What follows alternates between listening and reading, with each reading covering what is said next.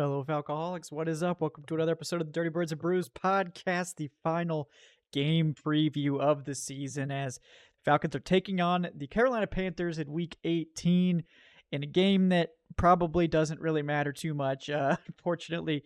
Obviously, you'd like to get the win. You'd like to get that winning record. It'll be the first, if that were to happen, that would be the first winning record the Falcons would have since the year 2017. That's also the last time this team made the playoffs. Falcons technically still able to make the playoffs if the Bucs were to lose to the Zombie Saints, which I think we all know probably single-digit percentage chance that happens. So, not impossible. But I would operate under the assumption, and I think pretty much everyone will, that their Bucs are not losing that game. So in that case, not a lot to play for except pride and a winning record. I'm sure the Falcons aren't going to be resting any starters or anything like that. This is one that I'm sure Morris and the rest of the team will want to get that winning record at the very least here. And they have a great chance to do it. I believe they're 8-point favorites over the Panthers. Kind of crazy given that the Panthers have played better and the Falcons have also kind of been playing a little bit better. Obviously, hate to see things go down like they did last week against the Commanders. But Falcons in general, with Michael Penix at the helm, have played better offensively. The run game's really clicking. We know all these things. Falcons defense has been playing better too, especially when they don't have to worry about Jaden Daniels running all over them, which they don't in this game, thankfully. But we're going to get into this one, get into the matchups. Talk about the injury report for both teams going in and how Atlanta can go about attacking this Panthers defense, which, if you guys have been listening, you know Panthers defense is probably the worst in the NFL or close to it. And the Panthers offense, not actually that terrible anymore, but still not a great or to even good offense, but definitely not as bad as it used to be. So we will be getting into this one in just a moment. Real quick, want to bring you guys a word from our sponsor, as always, BetOnline. Folks, BetOnline continues to be the world's most trusted betting platform and your number one source for online betting. From the earliest odds to in-game live betting options, BetOnline provides you with all the action and the ability to place bets on the game while it's happening.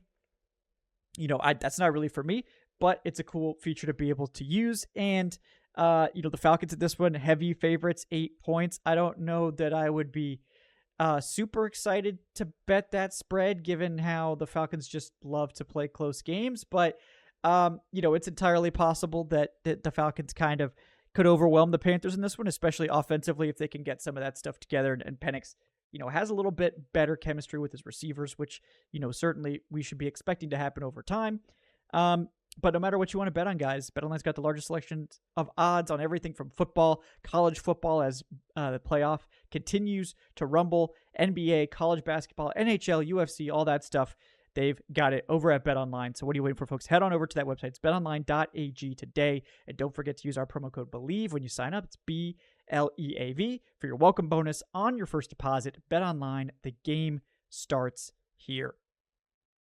All right, folks. So we're going to start things off with these injury reports. The Falcons is pretty short, so is the Panthers. So we'll go ahead and get started with Atlanta's injury report here. Again, nothing too crazy for Atlanta. Only one player not participating right now, and that is Kevin King, who's still in the concussion protocol. 5 players limited. This is as of Wednesday. I haven't released the Thursday report yet. As of Wednesday, Lorenzo Carter limited with an oblique injury. D. Alford limited with a groin injury. J.D. Bertrand limited with an eye injury. That doesn't sound fun. Matthew Bergeron limited with a hand injury. I know Daniel Flick spoke with Bergeron after the game, and Bergeron said he'd be fine, so I'm not really concerned about that. And then David Onyemata limited with a shoulder injury. So pretty short list there for the Falcons.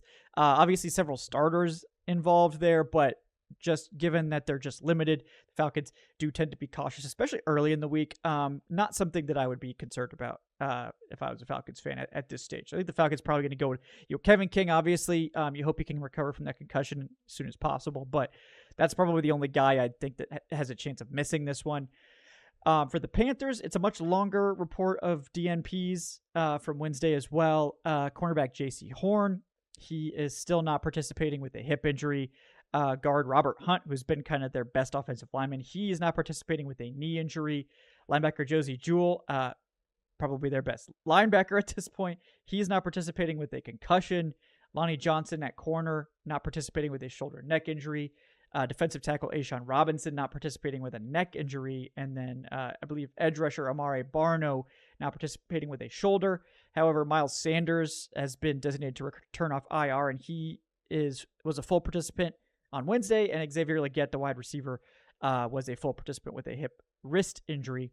So seems like they might get a couple offensive guys back there in Carolina. But yeah, at this stage, the Panthers obviously are hurting, and we'll talk about it when we get to these matchups in just a second. But definitely in terms of the health advantage, the Falcons are much healthier going into this game. So that is definitely part of the reason why the spread is the way it is going into this one.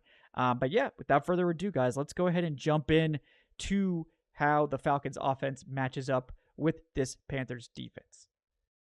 All right, so this Falcons offense, obviously we know, especially the run game has kind of been hitting its stride lately. And they're going up against a Panthers defense, which, like I said, this is not the Panthers of years past. That's a team that had good defenses. And I think we all expected them to have a good defense again, given that, they were able to keep Ejiro Evero around, even with the coaching change up top. But that defense has been ravaged by injury. I mean, that's definitely part of it. They've allowed almost 500 points. That is last in the NFL. And they've been just bad against everything. They allow 5.1 yards per carry on the ground. That's the worst mark in the NFL. They've allowed the most rushing attempts and most rushing yards, as well as close to the most rushing touchdowns, 21 rushing touchdowns allowed. So if fantasy was still going, this would be a Bijan week for sure. In terms of the passing game, again, near the league bottom, they've allowed the most passing touchdowns in the NFL with 33 touchdowns allowed. Also 28th in net yards per attempt with 6.7 allowed. However, in terms of actual passing yards allowed, they're 16th, which I guess is something. But I think if you look a little closer, it's because teams just run the ball down their throat. They don't really feel the need to pass a bunch until they get down to the red zone where they just carve them up for touchdowns. So this Panthers defense, 32nd in points allowed, 32nd in yards allowed. It is the worst defense in the NFL, and that's why the Falcons are probably heavily favored in this one. They're even more injured than they have been for most of the year when they were putting up these stats.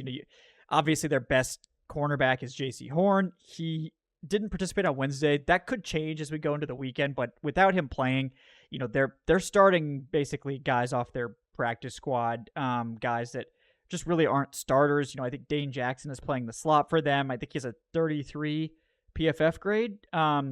That's very bad. Caleb Farley, former first-round pick of the Titans from years ago, he's having to start on the outside at this point. Mike Jackson has been solid for them this year, so that is one guy that they could depend on. But, that's kind of the only option they have there right now. The secondary after that, just not very inspiring. I mean, Xavier Woods has been solid. Not his best year, certainly not compared to 2023, where he had his best season.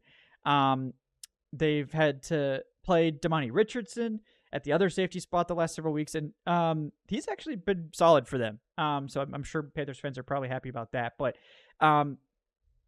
they've just been decimated up front and the front seven. Right now they're playing Jacoby Windman at one linebacker spot. I don't know who that is. And they're also playing Chandler Wooten at the other spot. And both of those guys have sub 50 PFF grades, with Wooten in particular having a 30. That's obviously very concerning for guys that you're starting. And with Josie Jewell still concussed and not practicing, it seems unlikely that those guys they're going to be able to move off of those guys at this point. Up front, Jadeveon Clowney has been good for the Panthers this year. He's kind of been the bright spot. But outside of him, DJ Wanham has been okay. Ashawn Robinson's a good run defender, but he's also not practicing. LeBrian Ray is the other guy that PFF has as one of their starters. He is also in the 30s PFF grade, particularly in run defense. So, this is a very vulnerable front seven, a secondary that's got, two big liabilities. This is a game that the Falcons offense should be able to take advantage with their wide receivers, Mooney and London. But really, I mean, you might just see this game where the Falcons just really let Bijan Robinson and Tyler Algier run the show. You just let Penix take some shots and try to develop some more chemistry with the receivers. And it really depends, I think, on how much fight the Carolina offense gives the Falcons. But other than that, this is definitely a matchup that you would expect the Falcons to win pretty soundly. I mean, up front, the Falcons do have a very good offensive line. We'll hope Drew Dalman can get those snaps under control. That was a big problem against the Commanders. But the rest of the line should be able to hold up here. Chris Lindstrom has reclaimed, of course, the number 1 guard spot. He's up at a 92 overall grade. That's awesome. But yeah, this matchup definitely favors the Falcons offensively. That's probably the biggest advantage that they've had in some time. So I'm interested to see if the Falcons offense can just really pile up some points here, make us feel good going into 2025 with a big performance against an undermanned opponent. But it is a division game. Sometimes these are a bit weird. So I guess we'll see how that develops. But definitely a matchup here that favors the Falcons in a big way. Moving on to the other side of the ball, let's take a look at how the Falcons defense, which pass rush wise especially has played a lot better as of late, matches up against this Panthers offense. All right. Panthers offense, Bryce Young back in the lineup obviously has been for several weeks, and he's definitely played better, a lot better since, he was benched. That being said, still hasn't been great. The Panthers were really leaning on their run game. When they were able to upset the Cardinals back in week 16, they put up 240 yards on the ground. They just really ground and pounded that out. The passing game hasn't gotten over 200 yards in the last, 4 games, I think. Culminating last week against the Bucks, they knew that was going to be a shootout that they'd have to try to win. They can only manage 200 total yards against that Bucks defense. That kind of tells you, I think, where this team is at, particularly with, Chuba Hubbard was a huge part of their run game. He goes on IR. That totally killed their offense. 39 rushing yards, 165 passing yards, 14 points. So this Panthers offense, even with Bryce Young playing better than he has, certainly, still among the league's worst, 25th in scoring, 31st in yardage. On the ground, they were playing very well with Chuba Hubbard in the lineup. He ended up getting that extension, so good for him.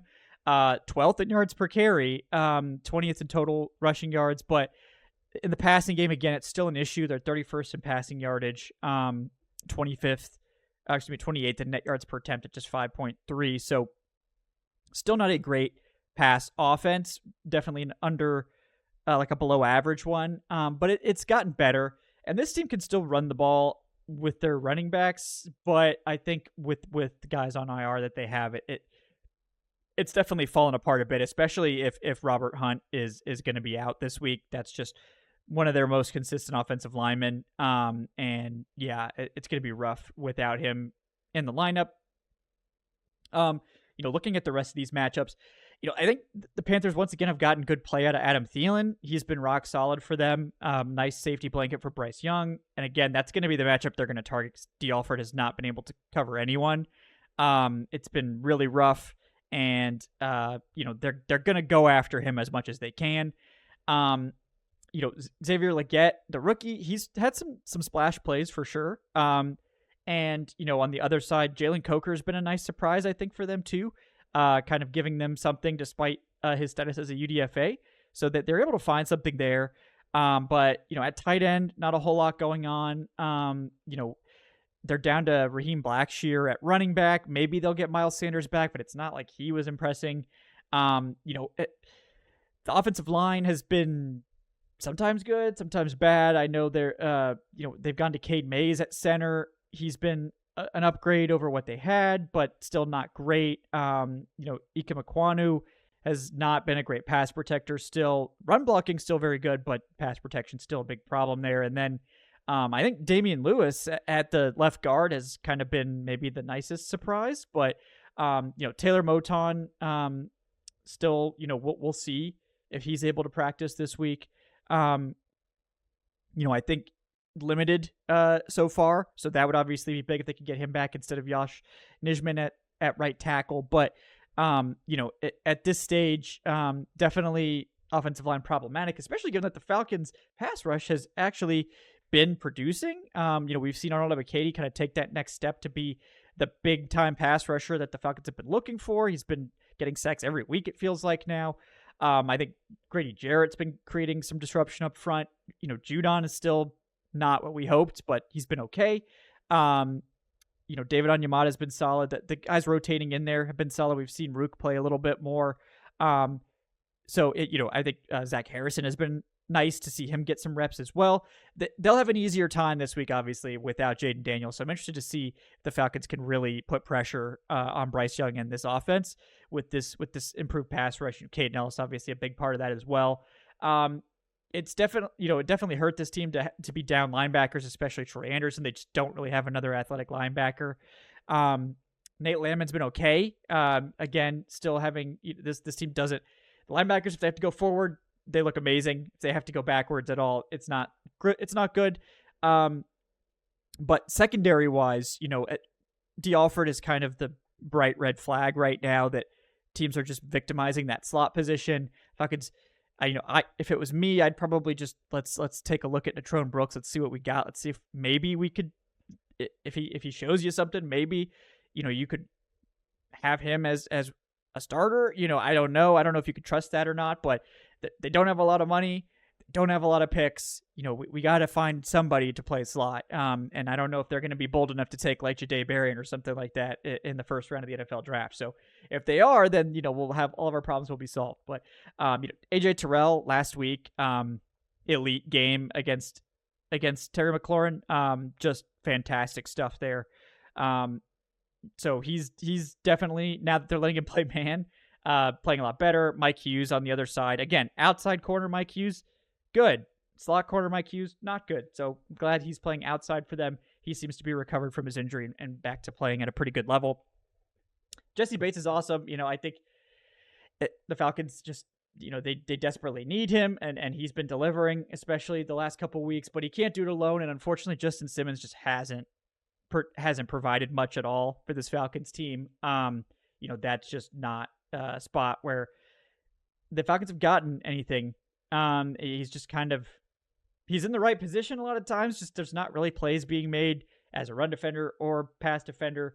So, we got that pick of Patrick Mahomes. That was cool, but that's kind of been the biggest contribution all season. And there's just not much going on there. So safety, another big need for this Falcons team. But thankfully, they're going up against an offense in the Panthers that just doesn't have a whole lot to throw at you. The receivers are good, but the Falcons have some good corners. It's really the slot. That's where they're going to have to, find ways to take away Adam Thielen in the slot. But I think you can trust Terrell and Hughes outside against these guys and just let, and figure out a way to get Thielen doubled up or some help there or whatever you need to do to make that work. But, the run game was kind of the Panthers' trump card where they were just like, oh, well, we can run the ball really well. We're going to get this, we're going to get this run game going, and teams can't just sit back and go after Bryce Young. But they're down to Raheem Blackshear. They're down to maybe Miles Sanders if he does come back. And it's just not as imposing as it was, especially with the potential offensive line injuries they're dealing with. So, this is another, the Falcons are favored on defense as well going into this one. This game, the Falcons, I think, like I said, 8-point favorites. It's, this is a clear spot where you expect Atlanta to get the win. I don't know how big it'll be. I don't know if it will be 8 points. I don't know if it'll be multiple scores or what. You'd really like to see this offense take advantage of this defense. Atlanta just hasn't had that many games this year where their offense has kind of run away with things. I would love to see that. We'll see if they can get it done. That would be nice. But the Falcons should be able to take care of business, even if they just have to ground and pound this one out. This is a spot where, Atlanta should be able to do that. Obviously, if they can't beat the Panthers this week, there's going to be even more questions about Morris and this coaching staff and, their ability to take this team to where it needs to go. I'm not going to bemoan everything that happened last week again on this show. I'm sure you've heard enough of it. But the leadership and the coaching are big question marks going into next season, even more than the roster. So again, this is a game that the Falcons should be able to take care of. They'll be praying that New Orleans can have some kind of heroic performance to knock the Bucs out of the playoffs. But aside from that, probably single-digit % chance event happening, Falcons are going to be on the outside looking in once again. But maybe at least they win this game, get to that winning record for the first time. Maybe that could be sort of a jumping-off point for this team. And obviously, you like what you've seen from Michael Penix so far. That gives you a lot of hope for the future. And that, that is something we can hang our hat on and look forward to hopefully Michael Penix, the new era, hopefully carrying that over into 2025 and bringing great offense back to Atlanta. So thanks, guys, so much for watching this episode of Dirty Birds and Brews podcast. If the Falcons were on the cusp of the playoffs, I'd probably be doing more shows, next week. But given, the very, very likely scenario that this team is going to be missing the playoffs, and that's going to be quiet. I'm not planning to do a post game for Falcons versus Panthers because I'll be traveling again. And next week I'll be back, sort of second half of the week. Probably do a mock draft or some kind of off-season show to get now that since we'll know the draft pick at that point, and we'll start going into that coverage. Speaking of that, we're getting geared up for the Senior Bowl. We started the Senior Bowl fundraiser on Wednesdays, Falcoholic Live. So if you want to donate to that, you could do so at the links we have here, or just wait till the next live show. If you donate offline, it'll still show up. We'll make sure to read that on the next show that we do. But yeah, if you want to support the show in any other way, we appreciate that too. patreon.com/Falcoholic Live, as well as if you want to join the channel memberships on YouTube. But yeah, we just appreciate everyone sticking with us through this year. It was a tough one. Some good things happen, some bad things happen, and we got a long off season ahead of us. But I think there is getting the quarterback right, which maybe we'll know after this game a little bit more if we're on the right track there. That is such a huge thing that if the Falcons could have that, and we could feel good about that will certainly make our interpretation of next year look a little rosier, little more hope going forward, and hopefully we can bring that into an offseason where this team starts making some savvy moves, because they're not going to have the cap space to get as crazy as they have been lately. But guys, thanks again for joining us. I'm Kevin at Falcon Kevin. Thanks again to BetOnline for sponsoring today's show. We'll see you next time on the Dirty Birds and Brews podcast and Falcoholic Live. Welcome to the new year, guys. Hopefully it's better than the last one. So thanks, guys, again. See ya.